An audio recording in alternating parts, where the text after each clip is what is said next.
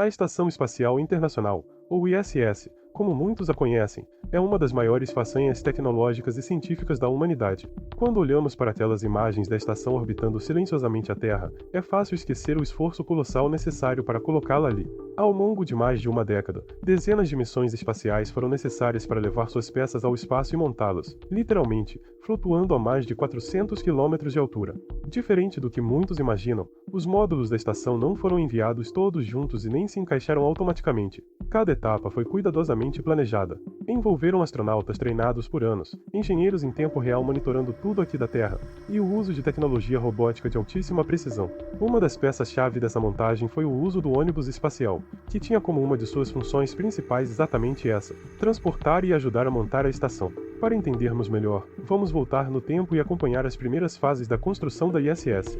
Vamos ver como os primeiros módulos foram colocados em órbita, como se conectaram uns aos outros e como foi possível fazer tudo isso em um ambiente tão hostil, com temperaturas extremas e sem nenhuma margem para erro. Entender isso é essencial para perceber o verdadeiro milagre que é termos hoje uma estação espacial operando continuamente, com presença humana permanente há mais de 2 décadas.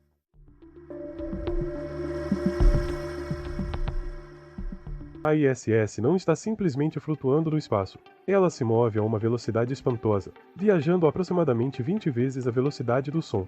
Isso significa que ela dá uma volta completa ao redor da Terra a cada 90 minutos. E mesmo com essa velocidade, as operações de acoplamento e montagem precisavam ser feitas com uma precisão milimétrica. A estação é composta por diversos módulos pressurizados. São esses módulos que possuem ar, controle de temperatura, e permitem que os astronautas vivam e trabalhem lá dentro com segurança. Cada módulo foi desenhado para se conectar a outro através de portas especiais chamadas de portas de acoplamento ou, de forma mais técnica, portas de ancoragem. No segmento norte-americano da estação, essas conexões utilizam um mecanismo chamado CBM, Mecanismo Comum de Acoplamento, que une os módulos de forma firme através de trancas e parafusos automatizados.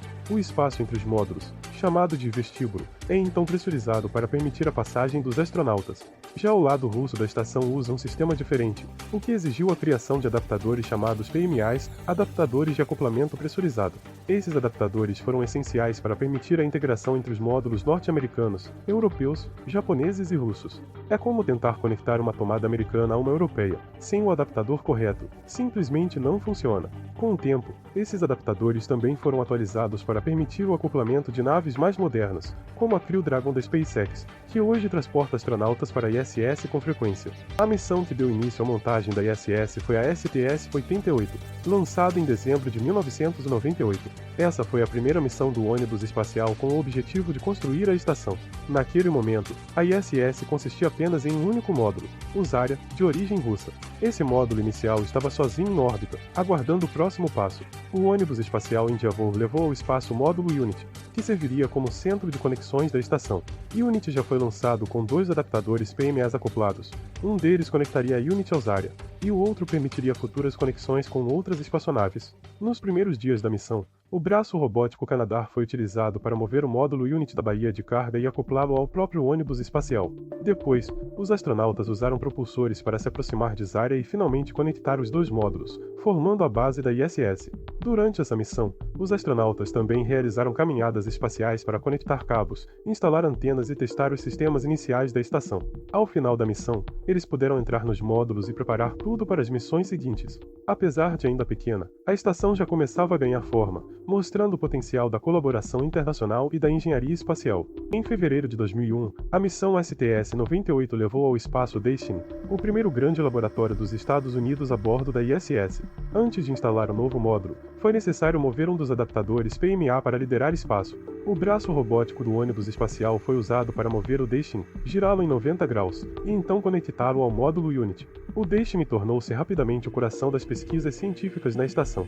Lá dentro, experimentos nas áreas de biologia, física e ciências dos materiais começaram a ser realizados, muitos deles impossíveis de serem feitos aqui na Terra por causa da gravidade. Além disso, Destiny ofereceu novas áreas de trabalho para os astronautas e um ponto de fixação para novos equipamentos, incluindo um braço robótico muito especial. Pouco tempo depois, a missão STS-100 trouxe o Canadarm 2, o braço robótico que hoje é uma peça fundamental da ISS.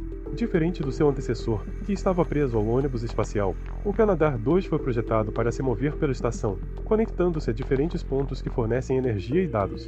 Esse braço é capaz de mover cargas muito mais pesadas e é usado para acoplar naves, instalar módulos e até ajudar em caminhadas espaciais. O momento em que ele foi passado do ônibus para a estação, em uma manobra conhecida como aperto de mão canadense, marcou uma nova era na montagem da ISS. Com a estação crescendo, tornou-se necessário um lugar próprio para os astronautas realizarem suas atividades fora da ISS.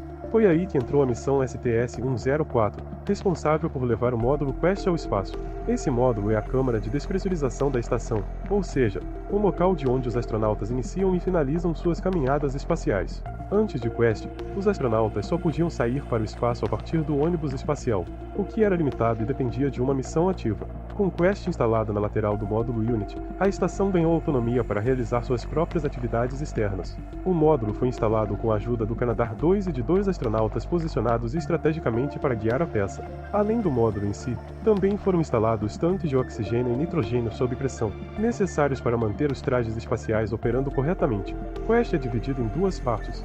Uma é o compartimento de equipamentos, e a outra é a câmara onde os astronautas se preparam antes de sair para o espaço. Com isso, a ISS deu um salto importante rumo à independência e à capacidade de operar sem a constante presença do ônibus espacial.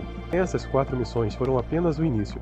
Ao longo dos anos seguintes, novos módulos foram enviados, trusses foram adicionados para sustentar os painéis solares, e novos sistemas foram integrados. A montagem da ISS envolveu mais de 30 missões, cada uma com seus próprios desafios e soluções criativas. Foi um verdadeiro quebra-cabeça tridimensional, montado em órbita com peças pesando várias toneladas. Hoje, a estação é uma colaboração entre agências espaciais de diversos países: NASA, Roscosmos, ESA, JAXA e CSA. Ela abriga até 7 astronautas por vez e já recebeu mais de 200 visitantes de diferentes nacionalidades. A ISS serve como laboratório, observatório e campo de testes para tecnologias que serão essenciais em futuras missões à Lua e a Marte. Inclusive, alguns dos testes atuais envolvem a utilização de novos materiais, experimentos com culturas celulares e desenvolvimento de sistemas de reciclagem de água e ar, tudo isso com o objetivo de tornar possíveis missões mais longas no espaço profundo.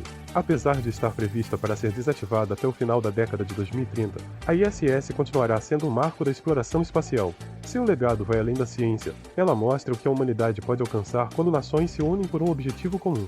A construção da Estação Espacial Internacional é uma prova de que o impossível pode ser alcançado com paciência, planejamento e colaboração. E assim chegamos ao fim desta incrível jornada pela montagem da maior conquista humana em órbita, da primeira missão STS-88, passando pelos laboratórios, braços robóticos e câmaras de despressurização, até a estação vibrante que conhecemos hoje. A ISS não é apenas uma estrutura de aço e circuitos, ela é o símbolo perfeito do que podemos realizar quando engenheiros, astronautas e nações inteiras trabalham em conjunto, desafiando os limites do possível. Se você gostou de descobrir cada detalhe dessa cidade flutuante, deixe seu like, compartilhe com quem também é fã de exploração espacial e inscreva-se para não perder nossos próximos vídeos, nos quais vamos explorar outros mistérios do universo e das tecnologias que nos levam cada vez mais longe. E nos comentários, conte para a gente qual parte da construção da ISS mais te impressionou. Até a próxima missão!